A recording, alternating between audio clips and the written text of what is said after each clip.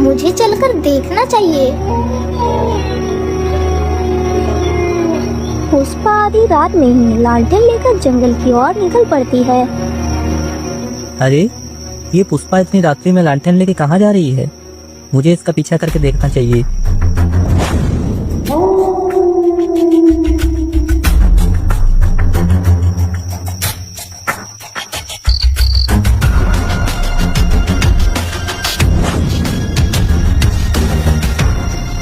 रामू अपनी पत्नी का पीछा करते हुए काफी दूर निकल जाता है।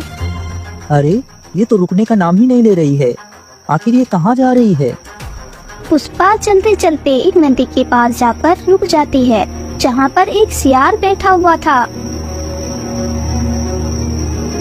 अरे ओ सियार, तुम क्या बोल रहे थे? ओ मैं कह रहा था कि आज इस नदी में एक लाश बहती हुई आ रही है। लाश के दाहिने पैर में 4 कीमती रत्न छुपे हुए हैं। यदि कोई भी व्यक्ति मेरी इस बात को सुन और समझ रहा हो तो वो उस लाश को नदी से निकालकर वो 4 रत्न वो खुद ले ले और मुझे वो लाश को दे दे, ताकि मैं उस लाश का मांस खा सकूं। लेकिन सियार, वो लाश तो कहीं दिखाई नहीं दे रही है। अपनी पत्नी को सियार से बात करते देख रामू सोच में पड़ जाता है। अरे ये कैसी स्त्री है? ये तो एक सियार से बात कर रही है। कहीं ये कोई डाइन तो नहीं? अरे जरा उधर देखो, लाश उधर से बहती हुई आ रही है।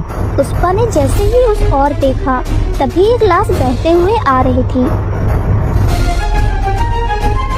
अरे तुम जल्दी से नदी में उतरो, नहीं तो वो लाश तथा कीमती रत्न हमारे हाथ से निकल जाएंगे। ये बात सुनते ही पुष्पा पानी में जल्दी से उतर जाती है और वो जल्दी ही पानी से लाश को खींचकर बाहर ले आती है।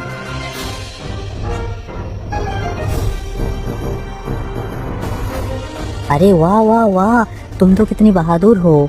मैंने तुम्हारे लिए लाश को बाहर निकाल दिया। अब तुम मुझे उस कीमती रत्नों को इसकी टांग से बाहर निकाल कर दो।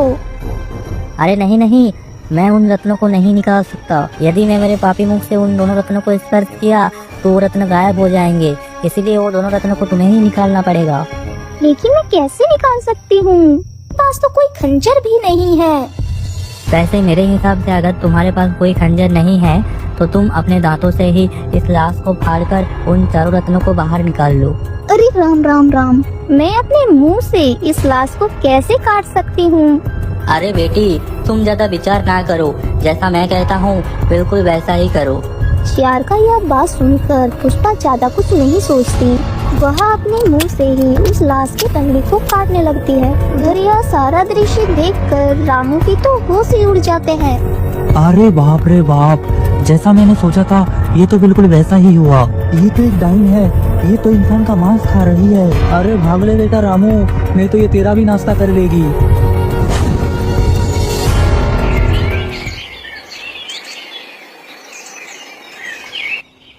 अरे बेटा, ये तुम कैसी बात कर रहे हो? कल ही तो तुम्हारा विवाह हुआ था और तुम आज ही बहू को घर से भगाने की बात कर रहे हो। पिताजी, मैं एकदम ठीक कह रहा हूँ। मुझे इसके साथ नहीं रहना। आप आज ही इसे अपने मायके छोड़कर आ जाइए। लेकिन बेटा, तुम बहू के साथ क्यों नहीं रहना चाहते हो? आखिर इसने क्या किया है? क्योंकि पिताजी, आपकी बहू कोई इंसान नहीं बल्कि एक डायन है, जो इंसान का मांस नोच नोच कर खाती है। अरे बेटा, ये तुम कैसी बातें कर रहे हो? क्या तुम्हारा दिमाग तो ठीक है? हाँ पिताजी, मैं एकदम ठीक कह रहा हूँ। मैंने अपनी आंखों से इसे नदी पर एक इंसान का मांस खाते हुए देखा है। अरे ये आप कैसी बातें कर रहे हैं? मैं आपको बताती हूँ कि मैं वहाँ पर क्या करने गई थी। मुझे कुछ भी बताने की आवश्यकता नहीं है दोस्त डायन। मुझे तेरी कोई भी बात नहीं सुननी, क्योंकि प्रत्यक्ष को प्रमाण की आवश्यकता नहीं होती। लेकिन बेटा, एक बार इसकी बात तो सुन ले। नहीं पिताजी, मुझे इसकी कोई भी बात नहीं सुननी। यदि आप इसे अभी के अभी नहीं लेकर गए तो मैं हमेशा के लिए ये घर छोड़कर चला जाऊंगा। नहीं नहीं जी, आपको कहीं भी जाने की कोई आवश्यकता नहीं है। मैं ही इस घर को छोड़कर चली जाती हूँ। इतना बोलकर पुष्पा अपने ससुर के साथ मायके के लिए निकल जाती है।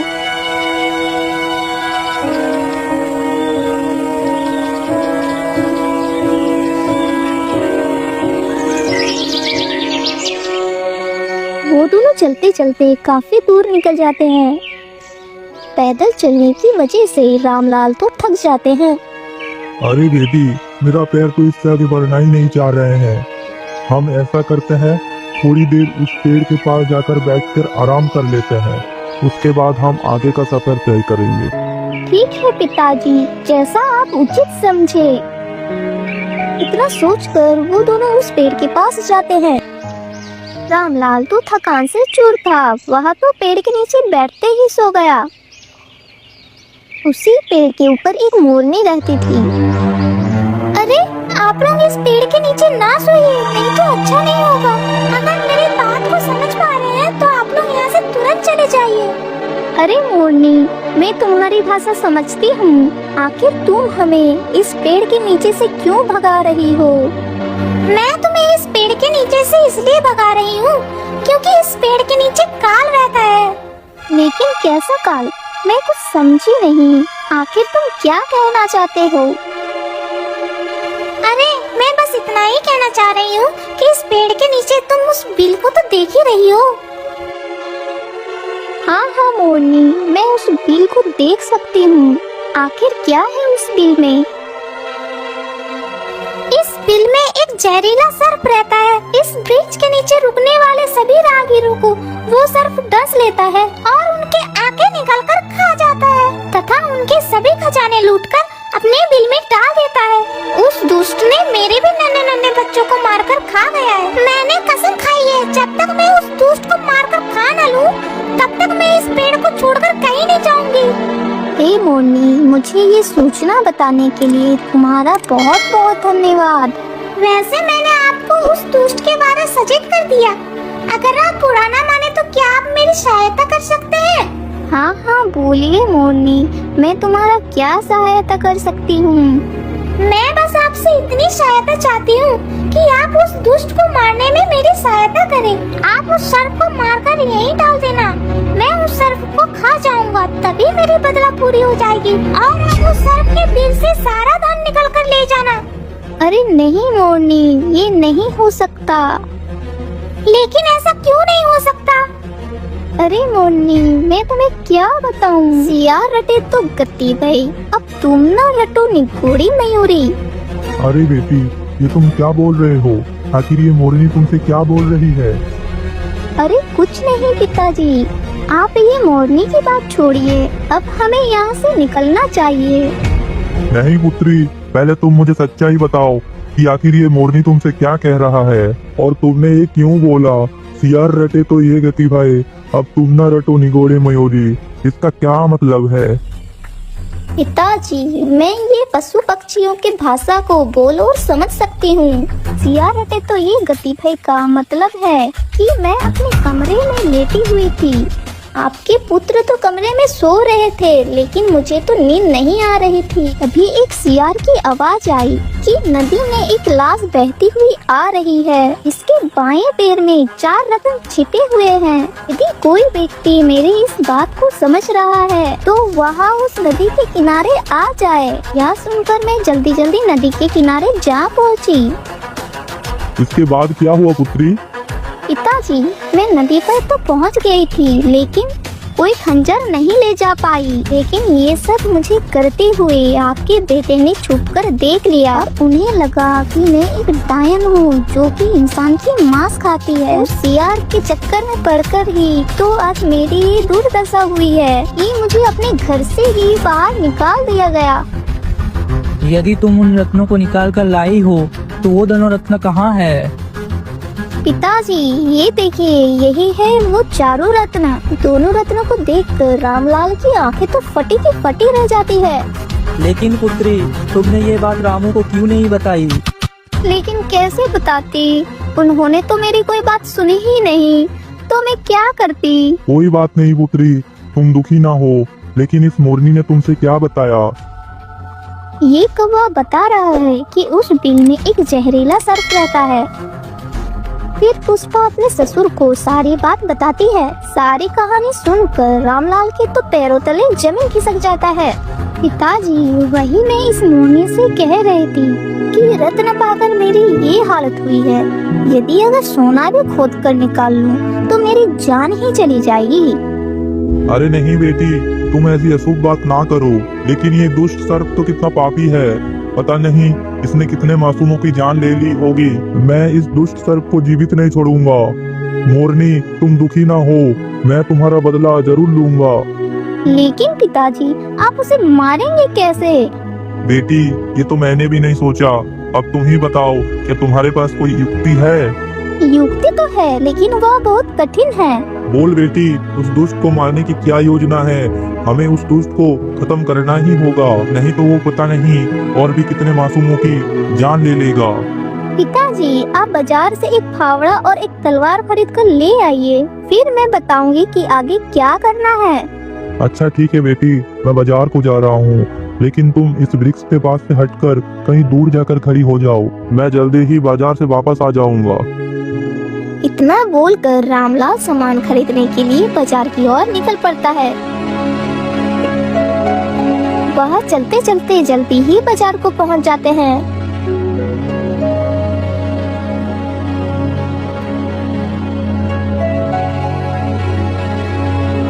अरे लोहार भाई, आप मुझे एक फावड़ा तथा एक तलवार दे दीजिए।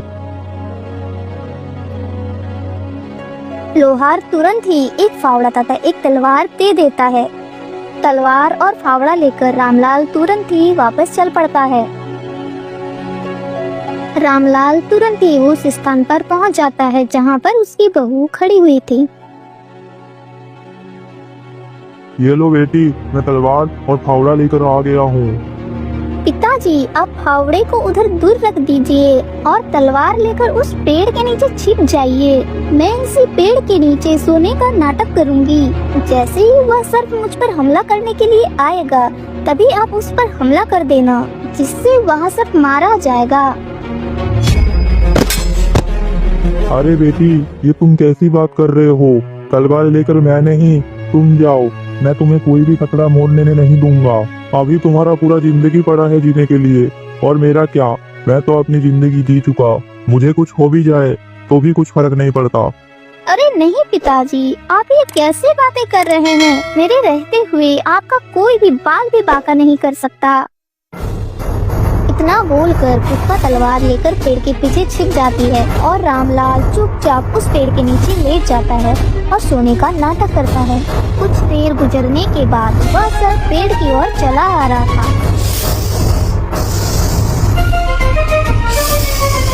अरे वाह वाह वाह, फिर से एक नया शिकार मेरा प्रतीक्षा कर रहा है।